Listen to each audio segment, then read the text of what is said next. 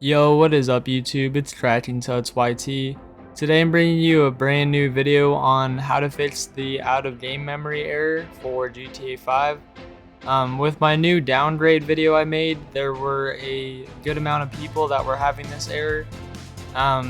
So we're going to go through the fixes and try to get your GTA 5 running again. So So the first thing you're going to want to try is probably the easiest one, and that is just to be turning off your computer. So sometimes your RAM or your memory has a glitch or an error, and there's no way for it to fix itself unless your computer is completely turned off.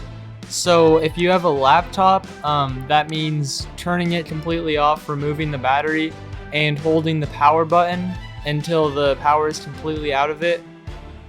If you have a desktop, then that means turning off your computer completely with the power button, and then flipping your switch if you have one, and then unplugging it and trying to turn it on, which will draw all of the power out of it, and you can restart your computer after that and try to launch your GTA and see if that fixes it.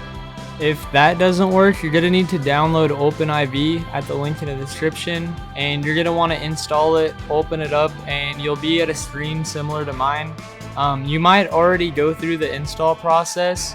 I don't really remember exactly how it starts, but to make sure, go to Tools, go to ASI Manager, and you want to make sure ASI Loader and OpenIV.asi are both installed. And this is going to allow you to install the ASI fixes that we are going to be trying.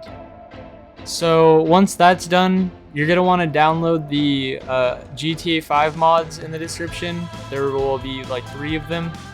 So once you have all 3 mods downloaded, you're going to want to go to the download location, and you're going to want to extract all of them. Right click, extract here. You're going to have these .asi and .inei files. You're going to want to open up your Steam and go to your GTA 5. Right click it, go to properties, installed files. They changed it with the new update. And then go to browse, and once you have your GTA 5 folder open, you can now close the Steam, close all those up, and you're going to want to drag all of these files you just extracted into your main GTA 5 directory. So I already have most of these installed, so I'm going to replace them, but you shouldn't have any to replace.